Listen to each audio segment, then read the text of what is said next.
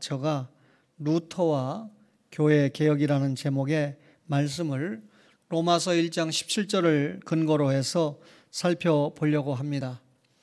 전 구약 성경 39권은 예수님께서 이 땅에 오신다라고 하는 예언에 모아지고 있죠. 456차례나 예수님이 오신다라고 하는 예수님에 대한 예언을 담고 있는 책이 구약 성경인데, 구약이 예언의 말씀대로 2000년 전에 예수님께서 사람의 몸을 입고 이 땅에 오셨습니다. 그리고 창세기 3장 15절에 예언된 대로 예수님께서 십자가에 죽으시고 그리고 사흘 만에 부활하셨습니다. 예수님이 부활하셨다는 사실을 40일 동안 증거하시고, 그리고 내가 떠나가면 성령님이 오신다 그랬는데 성령님이 오셨습니다. 예수님께 교육을 받았던 제자들이 성령 충만을 받아서 복음을 증거했을 때 예루살렘의 첫 교회가 탄생을 하게 되죠. 예루살렘을 복음으로 불태웠는데 그 이후에 이 복음이 예루살렘에서만 머물지 않고 유대와 사마리아로 확산이 되어 갔습니다. 여러분, 이 복음이 마침내 이방 도시인 안디옥에 교회가 세워지게 했는데, 스데반 집사님이 순교를 당했을 때 구브로와 버니게와 안디옥으로 흩어진 성도들에 의해서 수리아 안디옥 교회가 세워지게 됩니다. 예루살렘 교회는 세계 선교의 모체 교회가 된다고 하면, 수리아 안디옥 교회는 이방 선교의 모체가 되는 중요한 교회인데, 알다시피 구약에 이 예수님이 오신다 예언했지만 유대인들은 예수님이 오셨음에도 불구하고 그 예수님을 믿지 않고 거절하지 않았습니까?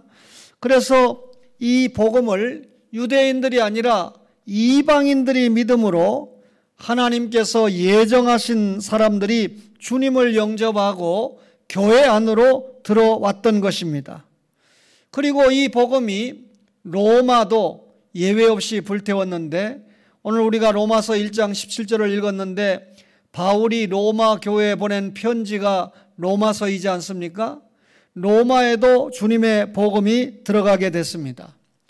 여러분, 처음에 예수님께서 오시고 사시고 죽으시고 우리가 신앙 고백했듯이 떠나가시고 성령님 오셔서 주님의 교회가 세워지는데, 이 교회를 유대교회가 얼마나 유대인들이 핍박했는지 모릅니다. 그러다가 어느 정도 시간이 지나가면서 로마라고 하는 이 정부가 기독교를 얼마나 불법적인 종교로 낙인 찍고, 왜? 로마 황제를 섬기지 않는다는 이유 때문에 얼마나 핍박을 했는지 모릅니다. 그 당시에 예수를 믿는 성도들은 순교를 각오해야 될 만큼 엄청난 고난의 긴 터널을 통과했습니다.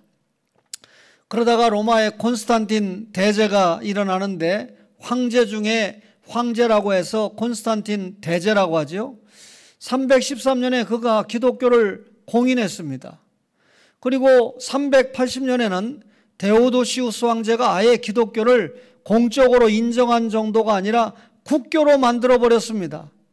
이전에는 예수 믿으면 고난을 받았지만 이제는 예수를 믿는 것이 특권이 되고 영광을 누리는, 그래서 기독교 공동체가 피해 다니는 나그네 공동체였는데 이제는 안주하는 공동체가 되고 말았습니다.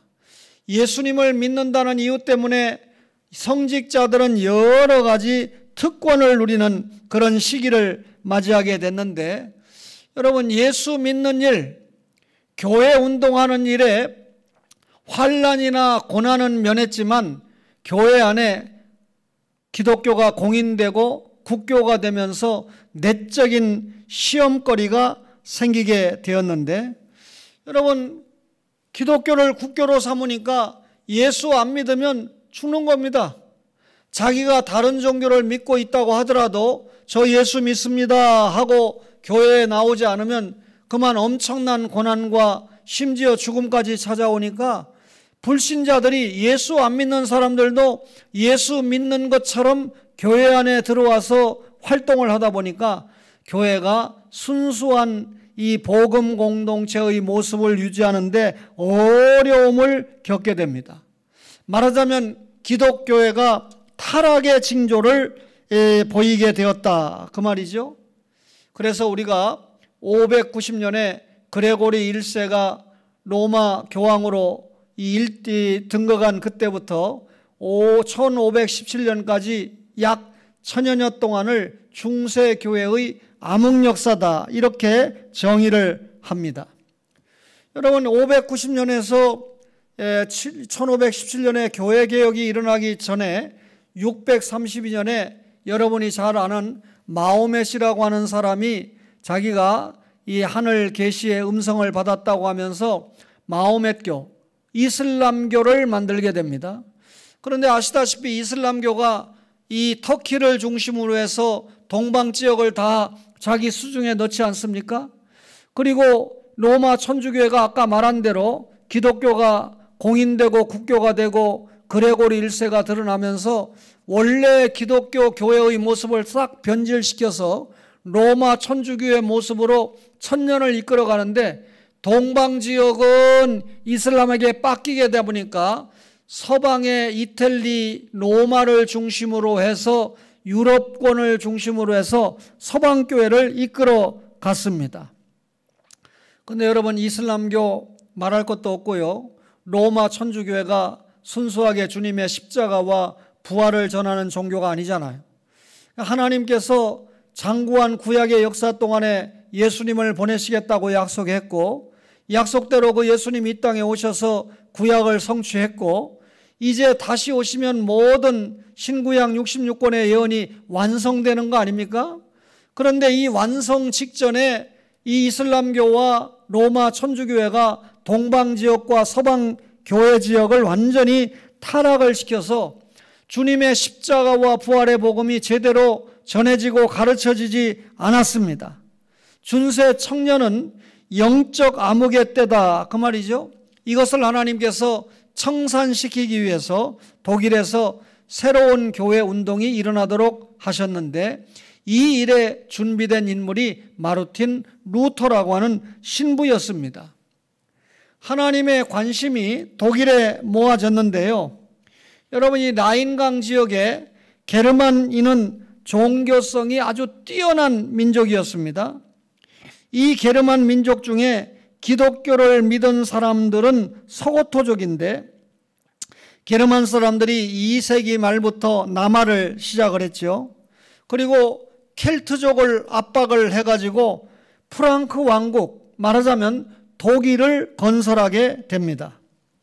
그리고 계속해서 유럽을 정복해 나가기 시작합니다.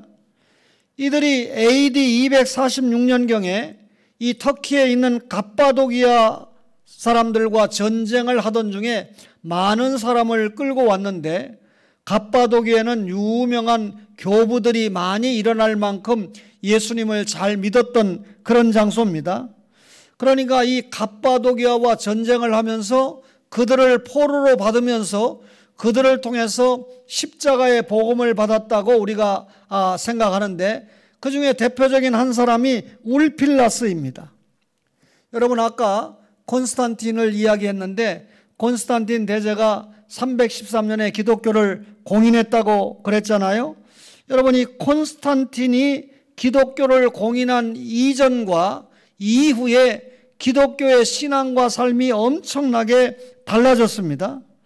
콘스탄틴이 기독교를 공인한 후에 로마가 예수를 믿는 것을 공인을 하니까 로마가 지배한 지역에 기독교가 확장되겠습니까? 안 되겠습니까? 엄청나게 확장이 됐겠죠. 당시 이 로마라고 하는 나라가 다른 나라를 정복해서 로마의 몸집을 키워갈 때 정복을 당한 여러 민족들이 가만히 있겠습니까? 독립운동을 하려고 꿈틀대지 않았겠습니까? 이런 중에 이 로마는 이 로마로부터 독립하려고 하는 그런 지역에 복음 전파자들을 보내서 화해의 물꼬를 트는 그런 정책을 썼습니다. 왜냐하면 로마가 기독교를 공인했고 나중에 로마가 기독교를 국교로 인정을 했기 때문에 그런 거죠. 자, 그러면 여러분, 예루살렘에서 복음이 꽃피워졌잖아요. 너희에게 성령이 임하시면 예루살렘에서 유대 사마리아를 거쳐서 땅끝까지 간다 그랬는데, 예루살렘에서 빌립 집사님을 통해서 사마리아, 여러분 이 유대 사마리아로 복음이 확산이 됐죠. 그리고 마침내 로마라고 하는 이방 지역에도 하나님의 말씀이 꽃피워지다가 마르틴 루터가 독일에서 교회 개혁을 일으키면서 독일 지역에도 하나님의 복음이 꽃피워지게 된 것입니다. 여러분, 초대 교회에는 두 가지 위기가 있었는데, 하나는 물리적인 박해였고 또 다른 하나는 이단의 침입이었습니다. 물리적인 박해라는 건 예수 믿는다는 이유 때문에 유대인으로부터 핍박을 받았고 로마로부터 핍박을 받았던 것이 초대교회가 당한 굉장한 이 외적인, 이 내적인 위기였죠. 또 다른 하나가 이단이 침입한 것인데, 이 초대교회 당시에 3대 이단이 있었습니다. 이원론을 주장하는 영지주의, 이원론을 주장하니까 하나님이 창조했다, 예수님이 사람의 몸을 입고 왔다, 예수님이 사람의 몸을 입고 부활했다, 이런 거 안 믿는 거죠. 영지주의. 그러니까 복음을 파괴하는 엄청난 이단이죠. 또 마르키온 이단이 있었는데, 우리는 정경을 아직까지 갖지 못했는데 이 마르키온 이단은 자기들만의 정경을 먼저 가지고 있었기 때문에 우리 사도들이 빨리 우리 이 기독교도 정경을 가져야 된다 해서 예수님이 주신 말씀을 기록한 거 아닙니까? 몬타니즘은 성령용 이단입니다. 이렇게 곳곳에 초대교회 이단들이 일어나니까 이런 이단을 막아낼 때 어떻게 될까요? 교회의 지도자인 감독권이 엄청나게 강화가 됐습니다. 그러니까 교회에서 설교하는 오늘날의 목사가 교회 안에 이단이 들어오려고 할 때 신천지는 이단입니다, 영지주의는 절대 이러해서 이단입니다 라고 감독이 가르치면서 교회의 순수성을 보호해 나가는 거 아닙니까? 그러다 보니까 감독권이 점점 강화가 되는데, 이 감독권이 강화되는 시기에 점점 시간이 지나면서 작은 교회보다는 큰 교회 감독이 세다. 그 당시에 예루살렘 교회 있었죠. 알렉산드리아 교회, 에베소 교회, 콘스탄티노플 교회, 로마 교회, 이런 교회들이 다 규모가 큰 교회였습니다. 이렇게 규모가 큰 교회 감독들에게는 대감독이다, 큰 감독이다, 이렇게 호칭을 붙였습니다. 그런데 그 가운데 인구가 가장 많고 규모가 가장 컸던 교회가 어디겠습니까? 이태리 로마 교회 아니겠어요? 그래서 로마 교회 감독은 감독 중에 감독으로 군림을 했고, 그러다가 마침내 590년에 그레고리 1세가 나는 교황이다, 니네 감독들하고는 대감독들하고는 게임이 안 되는 이 로마 교회를 맡고 있는 나는 대감독이다, 그러니까 교황이다, 그렇게 주장하니까 대감독들이 아니 그 근거가 뭐냐, 그런 게 성경에 어디 있느냐, 그러니까 베드로가, 신앙 고백을 했던 베드로가 일대 교황이고 자기가 베드로의 그 교황권을 이은 교황이다, 이렇게 주장을 했습니다. 그래서 그레고리 1세를 통해서 교황권이 주장돼서 현재 이 프란체스코가 제266대 교황이지 않습니까? 그러니까 천주교가 이렇게 잘못된 감독권의 강화 중에 교황이라는 제도를 성경에도 없는데 만든 겁니다. 그래서 그레고리 1세를 통해서 이 천주교회가 모습을 갖추고 1517년에 마르틴 루터가 이 천주교가 성경을 떠났거든요. 그래서 비텐베르크 성당 게시판에다가 95개조 반박문을 붙이면서 교회 개혁의 불길이 타올랐던 것입니다. 한마디로 말하면 성경을 떠난 천주교를 바로 잡아야 되겠다라고 하는 생각을 하게 된 것이죠. 초대교회의 목자들이 얼마나 귀했습니까? 베드로라든지 여러분 바울과 같은 이런 목자들, 교회의 지도자, 교부들이 생명을 내놓고 복음을 전하고 믿음을 전하고 가르치고 하지 않았습니까? 여러분, 그런데 교황은 정치와 종교를 자기의 수중에 두었습니다. 그러다 보니까 교회 모습이 순수함을 떠나서 변질되기 시작했는데, 하나님께서 동방을 다스리고 있는 이슬람권이나 서방을 주도하고 있는 로마 천주교의 확장을 계속해서 그대로 두실 수가 없었습니다. 그래서 마침내 독일 교회의 부흥을 통해서 새로운 초대교회를 회복하기 원하셨는데, 이 초대교회를 회복하기 위해서 쓰신 인물이 마르틴 루터다, 그 말입니다. 그러면 이 마르틴 루터를 통해서 시작된 교회 개혁이 독일 교회와 어떤 관계가 있나요?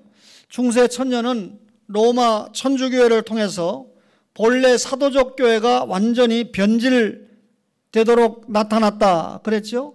성경에 고해성사 없잖아요. 우리가 주님 앞에 직접 회개하면 되잖아요. 그런데 신부 앞에 가서 고해성사 하잖아요. 그리고 여러분, 천당과 지옥 외에는 없어요. 그런데 연옥을 만들어 놓고 연옥에 간 부모를 천국에 보내기 위해서 이 면죄부, 죄를 용서받는 장부를 사야 된다, 표를 사야 된다 해서 면죄부를 팔았죠. 그리고 성경에도 없는 교황제도를 만들었죠. 뿐만 아니라 우리는 신구약 66권만 정경으로 채택을 했는데, 로마 천주교는 7권의 외경까지 성경에 포함시키지 않았습니까? 우리는 하나님을 믿습니다. 나를 구원하신 분은 한 분밖에 없다. 이 땅에 오시고 사시고 죽으시고 부활하신 분은 한 분밖에 없다. 하나님을, 삼위일체 하나님을 믿습니다. 그런데 천주교는 하느님을 믿죠. 하느님은 뭡니까? 하늘에 계신 분입니다. 여러분, 하나님은 하늘에도 계시고 현재 이 자리에도 계시고 초월성, 무한성을 가지고 계시기 때문에 무소부재하신 하나님인데, 천주교는 하나님을 하늘에만 가두어 놓고 있습니다. 우리는 예수님을 믿는 믿음으로 말미암아 구원받는다 그랬는데, 여러분, 이 면죄부를 판매한다거나 또 선행사상이나 아니면 또 이 십자군 전쟁에 나오거나 또 성고를 숭배하면, 성자를 숭배하면, 마리아를 숭배하면 구원을 받는다라고 가르치는 것은 행함으로 구원받는다는 것을 가르친 것이잖아요. 이건 오늘 오직 의인은 믿음으로 말미암아 살리라고 하는 하나님의 말씀에 위배가 되는 것입니다. 마르틴 루터가 신부인데 아주 똑똑한 신부였습니다. 그 당시에 신부들 가운데 80%는 라틴어를 읽을 수가 없었는데, 루터는 라틴어를 자유자재로 구사했을 뿐만 아니라 비텐베르크 대학에서 교수직을 감당했던 사제였습니다. 처음에 그가 갈라디아서를 읽으면서 행함으로 구원받는 게 아니라 믿음으로 구원받는다라고 하는 것을 철저하게 깨달았는데, 갈라디아서는 작은 로마서 아닙니까? 로마서를 이 비텐베르크 대학에서 가르치면서 오직 의인은 믿음으로 말미암아 살리라라고 하는 말씀을 보면서 이 로마 천주교회가 면죄부를 파는 것은 잘못된 것이다 라고 생각을 해서 95개조 반박문을 라틴어로 기록을 해서 비텐베르크 성당에 붙인 겁니다. 그런데 이 게시판에 붙은 95개조 반박문을 신부들조차도 80%는 라틴어를 읽을 수가 없었기 때문에 몰랐어요. 루터가 독일어로 붙였다면 금세 독일 사람들이 이를 깨닫고 개혁을 할 것이었기 때문에 루터가 개혁을 목적으로 이 95개조 반박문을 붙였다라고 말할 수 있지만, 독일어로 붙이지 않고 라틴어로 붙였기 때문에 단순히 천주교를 뒤집으려고 하는 마음은 도무지 없었고, 이 신부들과 사제들과 함께 내가 읽은 성경은 이런 것인데 왜 천주교가 면죄부를 파느냐라고 하는 것을 토론하고 싶었던 것뿐이었습니다. 그런데 이 사건을 통해서 하나님이 2주 만에 독일의 개혁사상이 다 퍼지게 하고 한 달 만에 전 유럽의 개혁사상이 퍼지게 했던 것입니다. 오늘날이야 인터넷도 있고 카톡도 있고 언론 매체가 발달했으니까 금방 전파가 될 수 있지만, 이 16세기에 2주 만에 독일, 4주 만에 유럽의 개혁사상이 파급됐다는 것은 하나님의 대단한 섭리 역사였습니다. 여러분, 이 교회 개혁의 핵심 내용이 뭡니까? 로마 천주교의 잘못된 구조에서 본래를 회복하자라고 하는 거잖아요. 본래가 뭡니까? 로마 천주교회가 아니고, 성경을 떠난 로마 천주교회가 아니고 사도적 교회를 찾자. 지금 로마 천주교 잘못된 모습이 아니고 초대교회로 돌아가자. 지금 로마의 천주교의 모습이 아니고 본래적 기독교를 찾자. 성경대로의 기독교로 돌아가자. 이게 교회개혁의 깃발입니다. 루터는 이를 위해서 오직 믿음, 오직 은혜, 오직 성경을 주장을 했습니다. 그래서 우리가 교회개혁의 3대 원리가 오직 성경, 오직 믿음, 오직 은혜죠. 오직이라는 게 뭡니까? 예수 믿는 믿음 외에는 그 어떤 것도 구원을 대체할 수 없다. 그게 오직이잖아요. 그러니까 우리가 오직 신앙생활 하는데 천주교처럼 이렇게 하면 안 되고 오직 성경뿐이고 오직 믿음뿐이고 오직 은혜뿐인데, 이 오직 3대 원리를 통해서 궁극적으로 누구에게 영광을 돌려야 된다? 교황에게 영광을 돌리는 것이 아니라 하나님께 영광을 돌려야 된다. 이게 종교개혁의 기치였습니다. 궁극적으로 하나님 영광에 연결을 시켰다, 그 말이죠. 루터의 교회개혁은 구라파의 천년 암흑을 깨우친 놀라운 사건이었습니다. 루터가 시작한 이 교회개혁의 불길이 마침내 한 세대 뒤에 태어난 칼빈을 통해서 구체적으로 체계화가 되었습니다. 칼빈은 쯔빙글리와 더불어 스위스에서 개혁의 불길을 불태우게 했고, 이 불길이 낙스를 통해서 스코틀랜드에 옮겨지고, 그리고 이웃나라 영국은 헨리 8세 이혼 문제를 통해서 로마 천주교로부터 멀어지는 개혁이 시작이 되었던 것입니다. 여러분, 마르틴 루터가 교회개혁을 의도하지는 않았지만 결국 교회개혁으로 불탔잖아요. 그런데 마르틴 루터 한번 생각해 보세요. 천주교가 성경을 떠나다 보니까 뭐만 가지고 싸웁니까? 예수 믿는 믿음으로 구원받는 거야. 천주교는 성경을 떠났어. 이걸 가지고 교리적인 논쟁을 하다 보니까 삶이나 선교나 이런 거에 대해서는 구체적으로 강조할 여력이 없었어요. 그러다 보니까 독일 교회가 세워지고 100여 년쯤 지난 다음에 루터는 이미 세상을 떠났죠. 독일 교회가 타락의 길을 걷기 시작했습니다. 그러니까 독일 자체에서 이 교회 운동을 다시 회복시켜야 된다라고 일어난 운동이 경건주의 운동인데, 스페너라든지 프랑케라고 하는 지도자가 일어나고 그 한 세대 뒤에 진젠돌프라고 하는 굉장히 돈이 많은 이 제후가 일어나서 예수를 잘 믿고 경건주의 운동을 통해서 삶을 강조하고 얼마나 선교를 강조했는지 몰라요. 이 진젠돌프는 예수 믿다가 핍박을 당하고 피난 온 사람들을 자기 사제를 다뤄서 다 이 주거지를 주고 먹여주고 했던 그런 사람입니다. 이 진젠돌프를 통해서 시작된 경건주의권에서 그 당시에 약 3,000명 정도의 선교사를 파송할 정도로 선교에도 엄청난 일을 감당을 했습니다.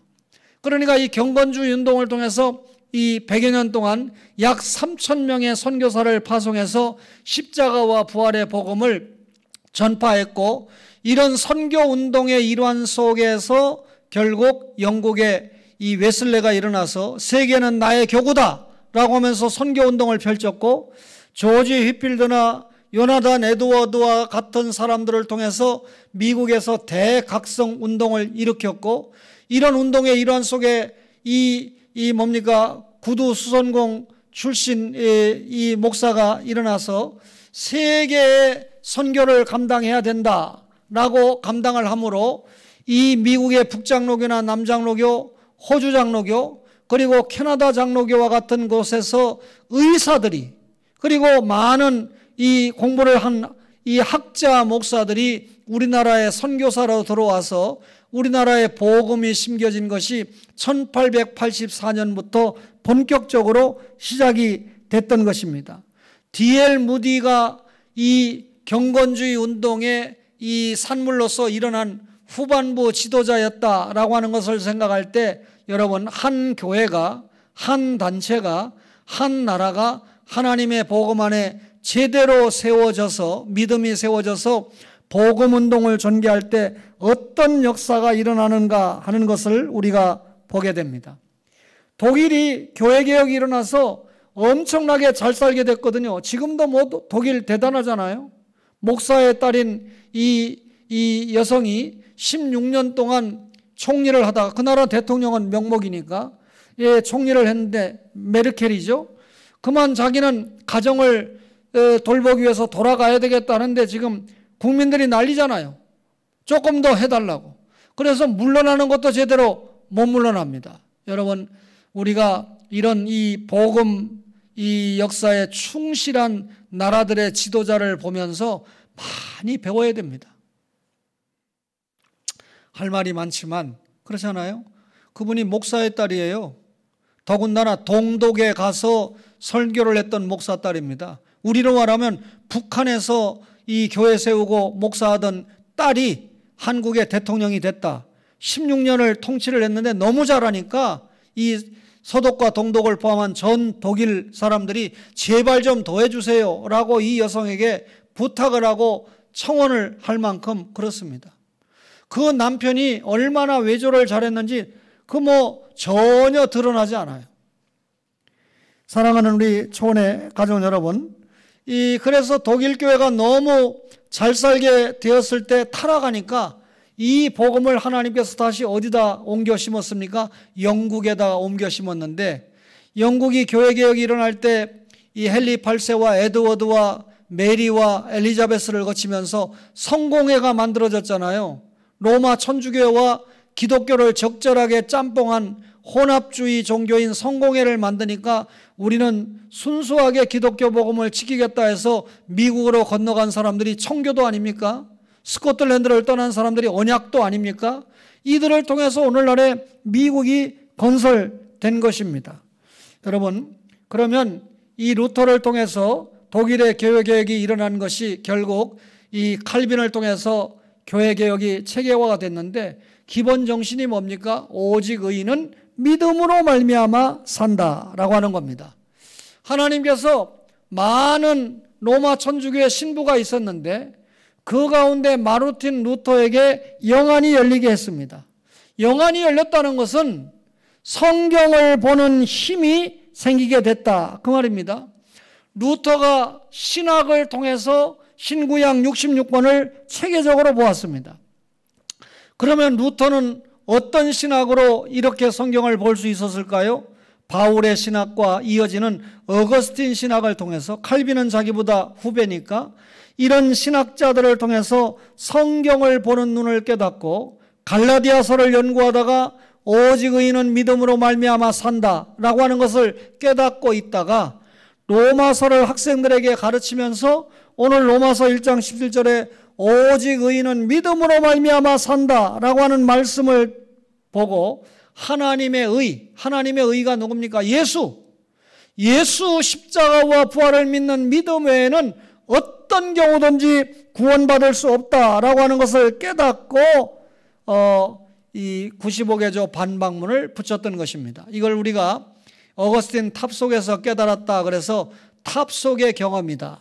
그러면 루터가 탑 속의 경험이라는 게 뭡니까? 어거스틴 탑 속에서 오직 의인은 믿음으로 말미암아 살지, 면죄부를 사거나 성자를 숭배하거나 성고를 숭배하거나 마리아를 숭배해서 구원받는 것이 아니다라고 하는 것을 깨달았다는 거죠. 그런데 이 루터가 로마로 천주교가 하는 대로 순례를 떠났어요. 로마에 가면 성당에 빌라도 계단이 있는데 이 빌라도 계단에 무릎을 꿇고 올라가서 기어또 내려오는 거죠. 그런 것을 통해서 구원받는다고 가르치니까 그 짓을 하다가 루터가 오직 의인은 믿음으로 말미암아 사는데 내가 돌계단을 무릎으로 기어 올라가는 이따위 짓을 왜 하고 있어? 하고 하나님의 말씀을 깨닫고 그만 이 충격적인 하나님의 음성 속에서 그만 빌라도 징계를 내려와 버렸습니다. 로마 천주교에서 하는 관행을 깨버리고 항거한 거죠. 그리고 면죄부에 독일 교회가 매수당하는 장면을 보면서 이거 있어서는 안 될 일이다.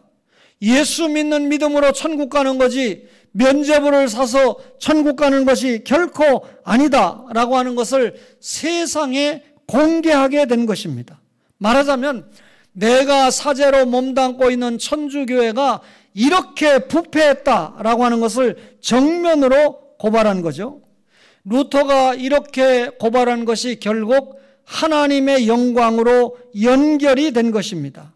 이런 루터의 위대한 부흥이 원동력이 돼서 독일의, 스위스의, 스코틀랜드의, 그리고 이 네덜란드의, 영국의 전 유럽의 복음이 확산되는데 유일하게 스페인과 포르투갈만 이 복음을 제대로 받지 않았어요.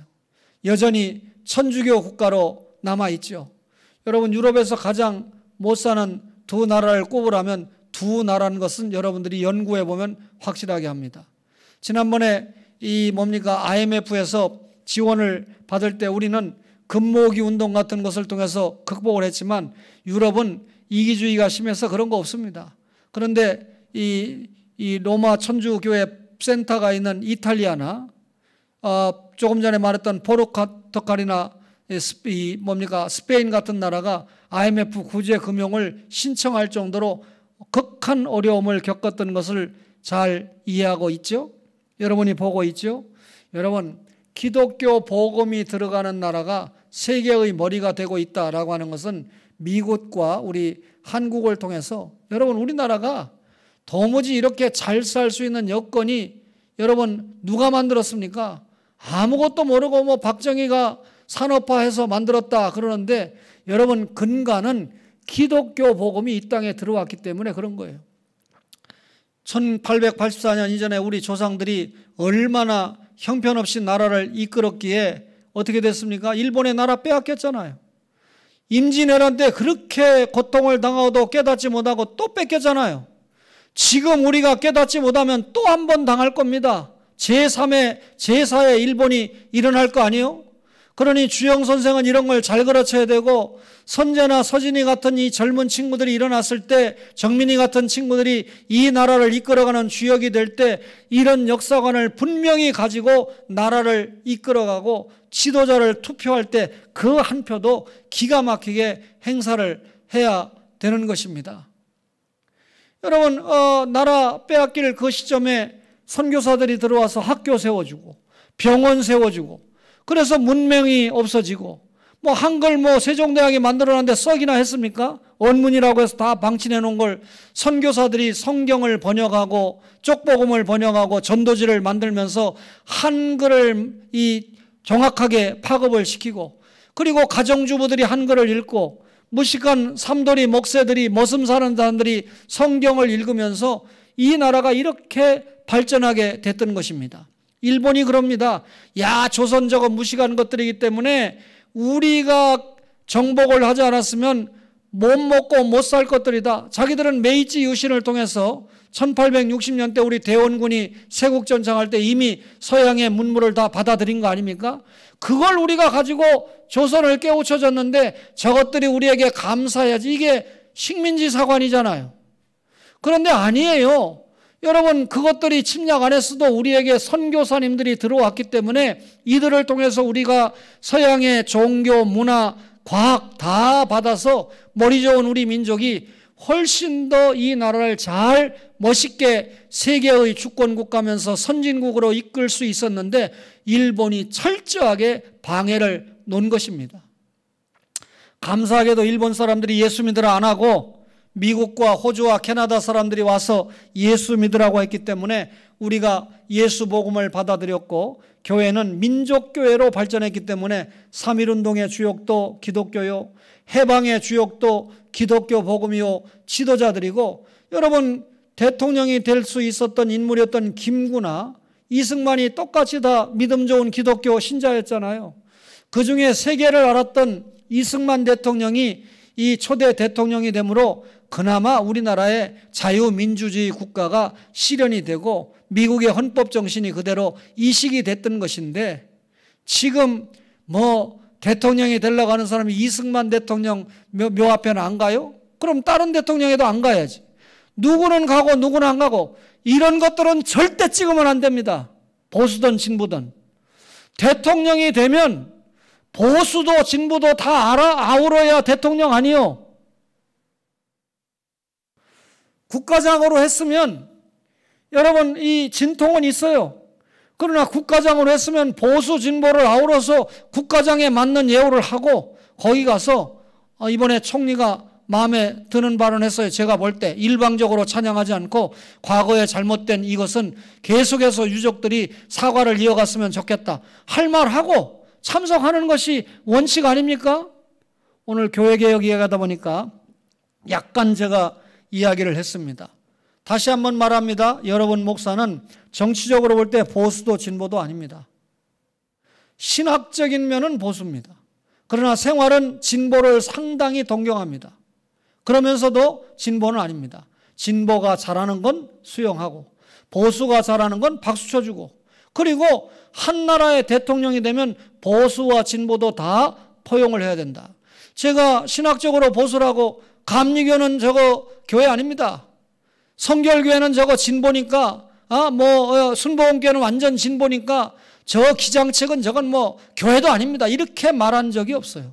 그들도 복음주의권에서 신앙 고백하면 우리와 같은 형제고 함께 가야 됩니다. 다만 우리가 우리의 신앙과 우리의 신학을 귀하게 여겨서 우리 길로 가지만 그들도 품고 함께 주의 복음 전선을 함께 해야 된다. 그 말입니다. 무조건 보수라고 진보를 배척하고 진보라고 보수를 배척하는 게 아니라 잘하는 건 수용을 해야 돼요. 오늘 우리에게 동일하게 교회개혁이 필요합니다. 하나님이 이것을 요구하죠. 여러분 루터의 교회개혁, 독일개혁 잘 알아서 어떻게 하려고요? 이렇게 역사적으로 지식적으로 잘 깨달으면 그것을 오늘의 나로 교훈으로 접목을 시켜야 되잖아요. 여러분 오늘 한국교회가 개혁이 필요합니까? 안 필요합니까? 필요합니다. 왜 그럴까요? 세상으로부터 지탄받는 교회가 되고 있잖아요. 세상으로부터 존경받는 목사와 장로가 돼야 되는데 요새 목사 장로 아무도 안 알아줘요. 교회가 보통 구렁이에 빠진 거 아닙니다. 이것은 교회가 개혁되어야 된다. 한국교회도 개혁되어야 된다. 그 개혁의 대상이 누굽니까? 나 자신이라는 겁니다. 그러면 내가 어떻게 개혁해야 되죠? 오직 성경으로 돌아가야 돼요. 오직 믿음, 오직 은혜를 통해서 하나님께 영광 돌리고 이것을 구체적으로 잘하기 위해서 한번 따라합니다. 하나님 중심, 성경 중심, 교회 중심, 이 생활 원리를 굳건하게 우리가 지켜나가야 됩니다. 코로나19가 왔다고 교회 안 나와요? 여러분 이 국가의 방역 수칙 때문에 어느 정도 여러분 이 영상 예배를 드리는 가족들이 있었지만 이제는 11월 1일부터 다 풀고 있잖아요. 여러분 나와야 됩니다. 교회에 나와서 자기 자신을 회복시키는 것이 개혁이죠. 오늘이 교회개혁 504주년이 되는 날입니다. 정확하게 10월 31일 1517년 10월 31일 날 일어났기 때문에 자신의 개혁에 부단히 힘써서 하나님 중심, 성경 중심, 교회 중심의 삶을 살아가는 초원의 모든 가족들이 되시기를 주의 이름으로 간절히 바랍니다.